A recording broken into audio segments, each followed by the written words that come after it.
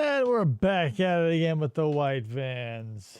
Yay. Jesus Christ. I think I'm getting tired of OBS. It keeps crashing. What up, C&J Dev? Welcome. Hey. Glad to have you here in the green room. Chorped. Am I chorped? Classic show.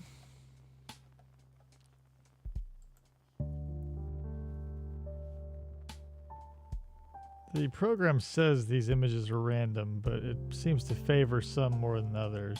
Yeah. Like it really loves that dragon picture. Yeah.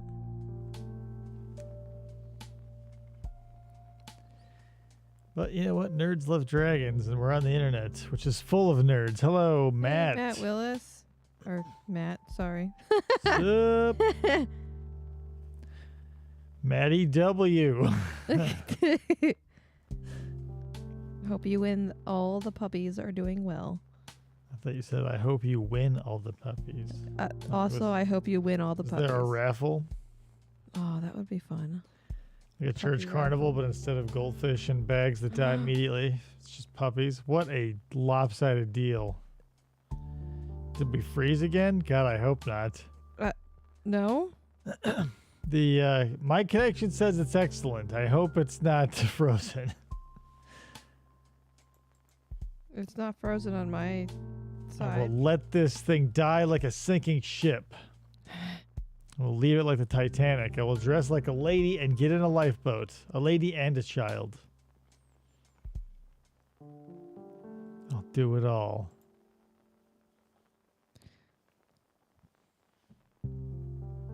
I want to make sure that, like, we're not muted. We're not. Okay. Pretty, yeah, C and J Okay. Dev can hear us. Sweet. Yeah, whatever. I don't even sound like an old man, but it's 2022. We're still having live issues. I want to pick another bone here. I don't like the word streaming or the term streaming. I feel like it's reductive, but maybe this is just old man me talking. I think broadcasting. Why did that go out of what? Disappeared. What? We disappeared. It just suddenly went away. Hasn't stopped on my end.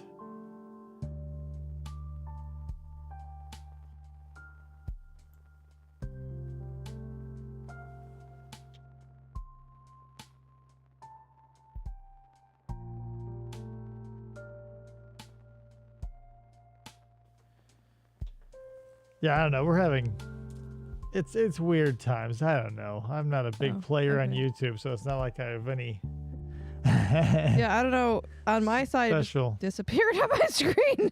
Yeah, well, I don't know. It's whatever. we Everybody's live in. here. It feels like very pirate radio. It's like being powered by a potato. It's unreliable, as I'm getting at. Is the term live streaming to you kind of like when somebody says ATM machine? No, ATM machine is just redundant, but live streaming, I get why they call it streaming. I just enjoy the word broadcasting better. It's the same thing. You're broadcasting in the same way they did with over the air, except you're doing it over the web. You're casting a net over a broad audience, aka the entire internet has access to it. And streaming just feels like, I'm a streamer, I'm a YouTuber, like, I don't know. There's a lot of circles in which there's complaints to be heard that there are certain aspects of social media like YouTube that aren't taken seriously. And so why not adopt professional terms? Call it a broadcast. This is a broadcast. That's true. Like a stream. I like calling it shows or streams. I don't like calling them videos. You know. I say episodes. Episodes are shows. Automated teller machine. Machine. It's your PIN number on the ATM machine. Yep. But these are like old people problems and or... I said ATM machine for a long time until I really was like, wait, I'm saying a machine twice. I don't know. It's just old habits that are slowly dying. Yeah, Because now, like, as cash disappears, like, what's going to be an ATM, right? that's Now true. you can put your card on your phone, wave it over shit, and you walk out without ever having to do a thing, basically. It's pretty great, except for like with markets, like when I do my small business markets and stuff, I still have to carry cash. But then you get people who are like, "Can you break 100?" No, I can't break 100 because Maybe as long as there's people who want to flash, like, and they want to go low key, like they don't want to say that they're rich with their clothes and or jewelry, but they just want to walk around with like $1 million in hundreds yeah, and essentially be a pain in the ass to everybody. PIN personal identification. Thank you, CJ Dad. I'm glad PIN you're number. clearing this up for the viewers at home. All right, why don't we go ahead and get this started? You're listening to FFOP Radio. Reach the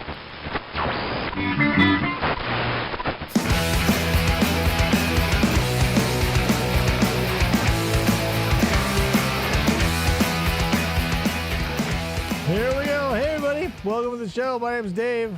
Second attempt. It's Lingo Friday. We got a show going on. It's a broadcast of a show. It's not a stream of a video. We're professionals around here.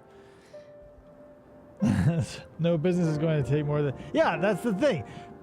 People walk around with hundreds, and everybody knows that a 100 and even 50s. 50s are dicey. 100s are always a no-go. Like, we cannot take this shit. Unless, like, you're in Target or, like, a Costco or a Walmart and you're buying a fuck ton of shit, then, you know, they'll whip out the marker and call a manager over. But nobody wants to, like, take $100 from you so you can flex on your first date or whatever because you're buying a box of Tic Tacs and a box of Trojan Mags for after the movie, right? Yeah, like Tony thankfully gave me one of those markers for the markets because it was more than once that I had to take 100 from somebody.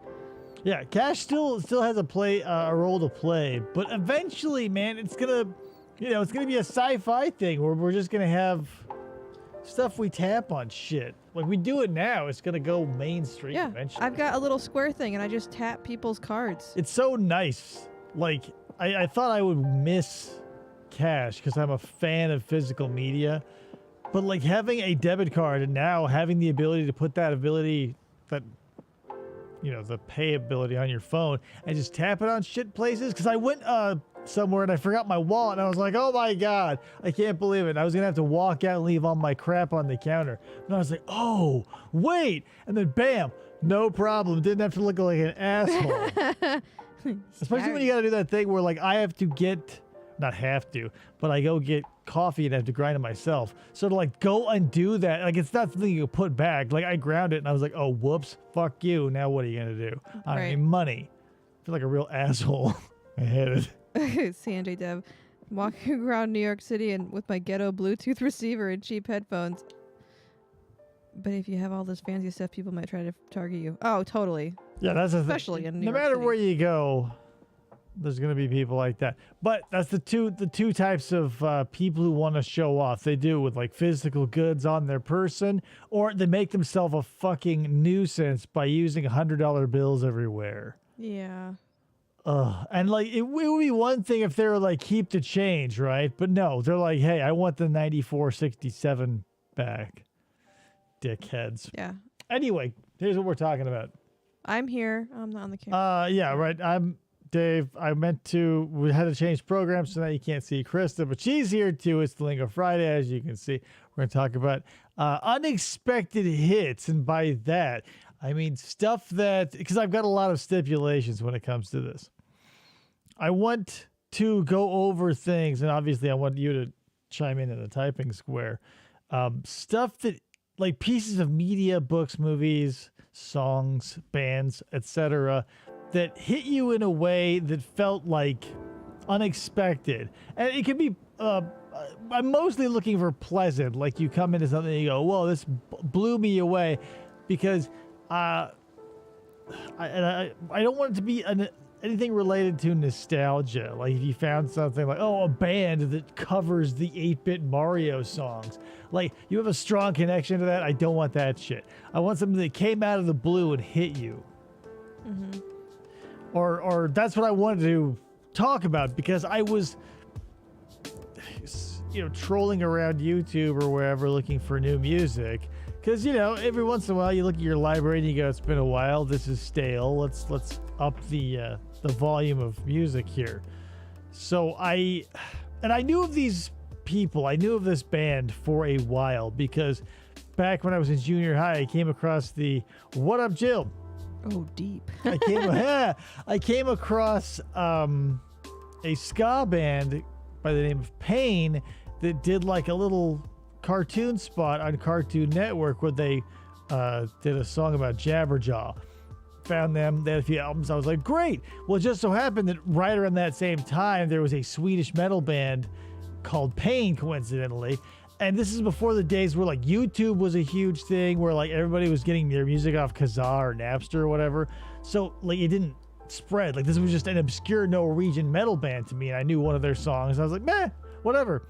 So I put that on the back burner for like 20 years, and just recently stumbled upon them again. And I was like, you know what?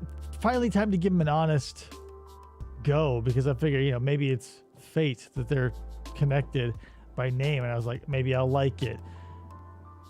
And it's nothing that I should like, but I love it, because it brought up a concept to me, because it seems like there are two types of art that you can separate most people into liking, and they'll defend both. Everybody likes both, but it's just where they draw the line that they'll point at someone and say, you're the one who likes the shitty stuff. You could like something because it's like deep intellectually, or it's layered, or it takes a lot of, like, a lot about it, and it's worthy of diving in a whole hog and giving yourself to, intellectually or artistically or whatever. And there's the stuff that's basically just surface level, like, sounds good. Like if you ever work at a music store or a CD store or whatever, I know record stores are coming back, so this still can be a thing. But everybody who works in a music store is a music snob, and if it doesn't have like a deeper meaning or whatever, because I was that guy. I was the dude who liked the bands that shredded on guitar, that didn't necessarily have any singer-songwriter like deeper meanings, and so I was always the shit heel of every joke. So it was kind of a bummer.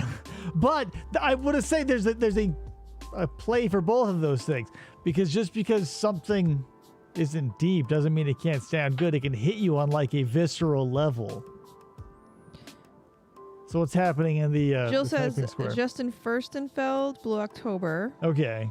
Kayla says, when we were little, my dad got us ducks as pets, and I named mine Jabberjaw. Oh, nice. CNJ Dev says, I'm not sure if I know any of their music except for the Foiled album. Oh, yeah. The Blue October. Yeah, who knows? They're a band, I feel like a lot of bands do this, like the New Radicals, where they get one big song and everybody's like, oh my God, I can't believe it. And then they realize, oh no. Like whoever did Dance of the Manatee, Fair to Midland. I have no idea what you're talking about. Another band. They had one big song. It was good.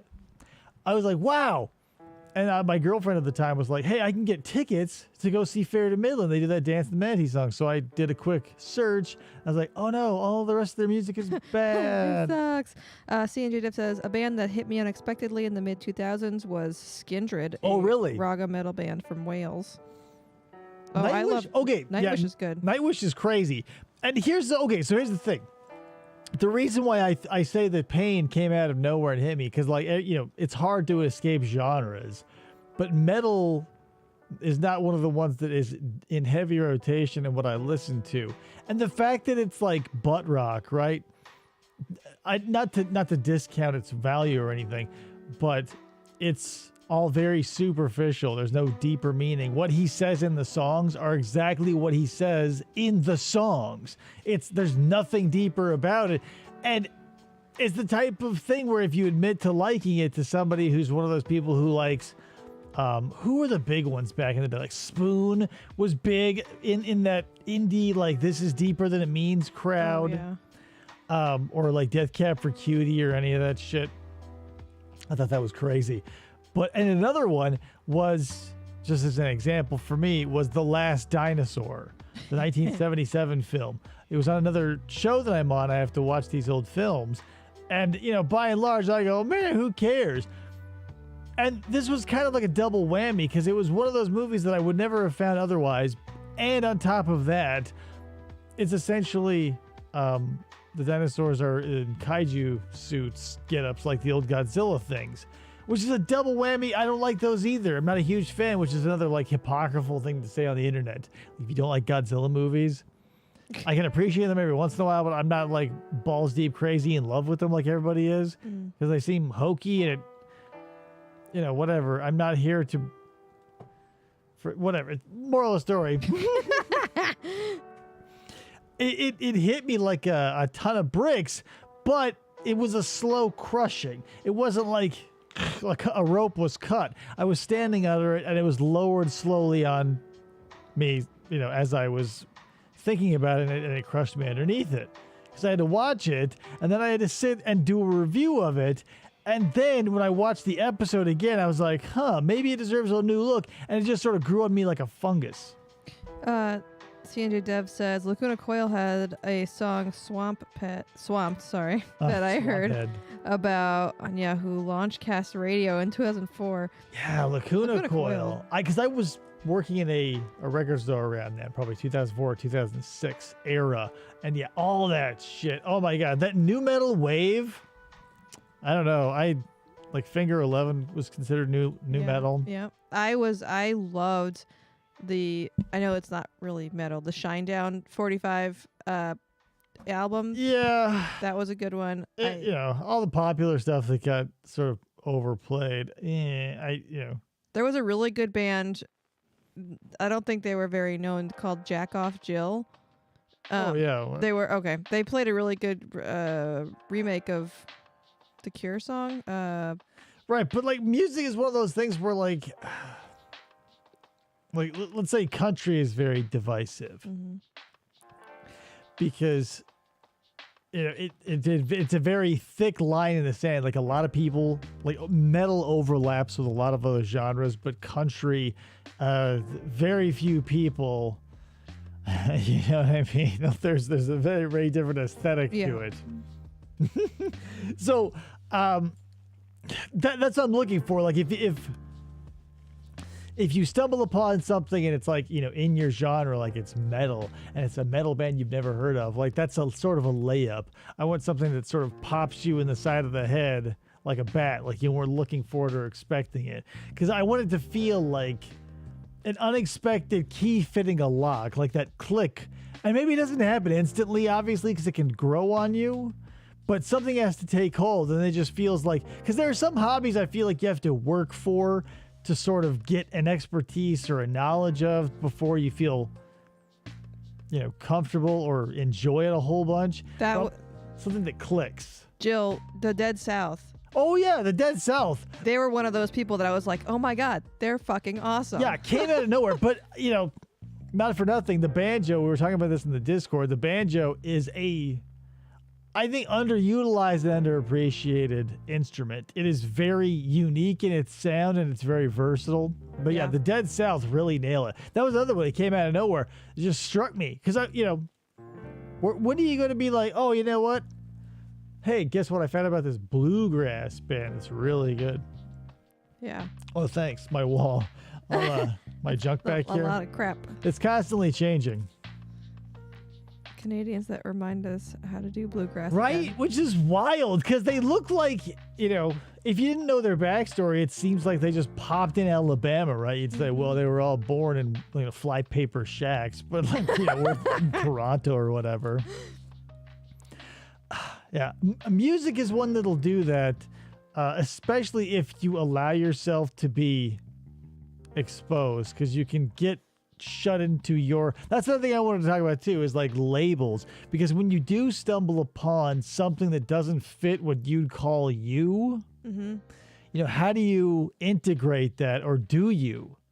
Because like on my the metaphor of like making a playlist, if you like an artist enough to put album after album, that becomes a part of you. That's essentially how you identify yourself. But when you find a one-off thing, do you throw that one country album or that one country song or that one rap or that whatever?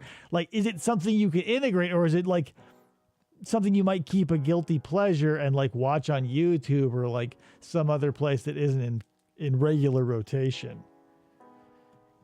It's where do you define you Right. in that point? Yeah. Well, and growing up, for me, I was like judged hardcore when I started liking hardcore music. Like by, family, and my parents weren't like, my parents listened to country or like 80s rock. And yes, I liked that, but then I got into like, I know Prodigy isn't like hardcore, but I got into them and like Well, and that's part of it too. Is it's hard to delineate between something that harkens back to nostalgia, because music in itself has been, like everything else in human culture, is just one building thing upon itself. So you can say, well, there's no reason for me to like X, but everything is rooted in like the same basic rhythms and stuff. So that's the thing. Good music is good music, and good storytelling is good storytelling. There's no. Okay, here's another example. Like The Good, the Bad, and the Ugly is such a great movie. It made me realize that like all the years I had spent being like, I don't like Westerns, like was just foolish, because having a setting in a Western town doesn't diminish a story. right. Just because you don't like things dusty. I don't know. I don't know what my hang up was. I was like, man, it's the hats or the boots. I don't know, something. It just the thought of a Western just makes me think that I'll be bored through the whole thing. It was just how I always thought about Westerns. I think, yeah, maybe you like me had a grandfather who had a bookshelf of just Western novels, and so you just tied it to being a boring old dude. Yeah. What about bands that came out of your local area that gained popularity? I'm from New Jersey, and I've always enjoyed 40 Below Summer. My wife is from Northeast Pennsylvania and like Breaking Benjamin. Breaking Benjamin's good. Yeah, the they're ones good. that locally here that popped possibly were like Authority Zero, if you've heard of them. They were a local band. And then the other big one that I'm sure you've heard of is Jimmy Eat World. They went to school with my cousin in high school in Mesa, Oh. in Mesa High? No, not Mesa High. Mountain View. Yeah, they were local. They went down to Milano's Music in downtown Mesa. Wow. The only band Live is good. guy, I yes. love live. The only guy that I can think of is John Mayer, because he's from Fairfield, Connecticut, and he blew the hell up, obviously. I don't know any other bands that have come from Connecticut that have gotten huge. I'm sure there's plenty, but I don't know them. Yeah, there's all of them. If you sit down and you think about it, it's so bizarre that anyone. It's like having a team come together and play a sport or anything like that.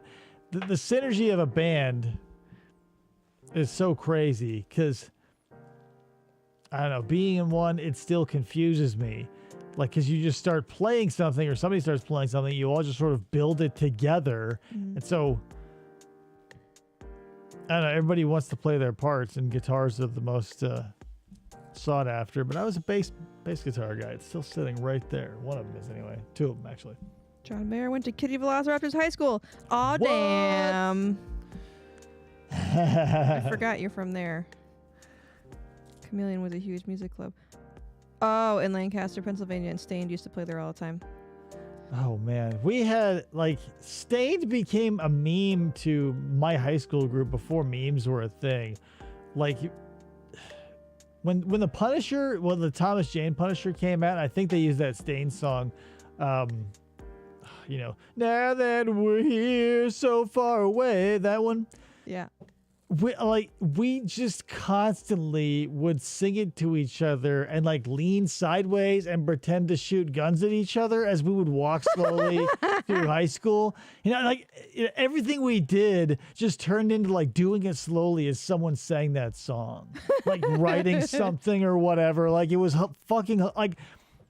If I had a sketch comedy show, that would be like featured in every episode. That's how we would segue, just doing normal things slowly but sadly, and hearing that Stain song. That's I'm hilarious. sure I can pick up the rights for a song, ironically now. Kid Evil Laster says, I know the double doors he's referring to, John Mayer. Neil Patrick Harris went to Kayla's high school. Yeah, that's the thing. Celebrities are just normal people too. Like they pop wherever people pop. they're regular before all that happens. Limp Bizkit, good lord. Stayed open for them. We didn't know who they were. Yeah. Oh, what a I don't even know how to describe it, but there was a group of musicians like that just sounded like they smelled musty. You know what I mean? Like Limp Bizkit, Stained, and there was a bunch of other in that. Like Audio Slave, anybody with that sort of gruff, they were obviously before that time, but anybody that had that sort of weird, like they would smell like musty cigarettes, and like that friend that you had that listened to Limp Bizkit and it smelled like the really gross gas station air fresheners with like stale weed and cigarettes. I felt like that with Puddle of Mud. Yeah, Puddle of Mud would be another one. Yeah. Like where you, I liked them, but yeah, I felt like his hair would smell. Like I had in a weird turn of events, I dated a stripper before she was a stripper, barely. Before she was a stripper, but she was that type of person where she always had that weird smell of her on her. Did she smoke in her house? No, she didn't smoke, but her roommate did, so it was always kind of in the air, so it was always there anyway. But yeah, she loved Puddle of Mud and Stained and Limp Bizkit and all that sort of shit. Nickelback. And like the type of person who wears a lot of that perfume they sell by the gallon at Walmart's, like you can smell it from a mile away, like it's vaguely artificial watermelon cucumber sort of shit. Calgon or Curve perfume. Yeah. Yeah, like they pretend to be Bath and Body Works. Like I would buy it for a girlfriend in junior high. In the gift packs with like the lotion. Yeah. Jinkos. Oh my God. I Jinkos hope and those come Adidas. back. Like you know me, I'm still waiting for a 90s comeback, and it's coming. I guarantee it. It's gotta be. Audio Slave were basically RATM with Chris Cornell making a political music. Yeah, and that's the thing. That's another reason why this got me thinking, is because it got me thinking about the people on the spectrum and the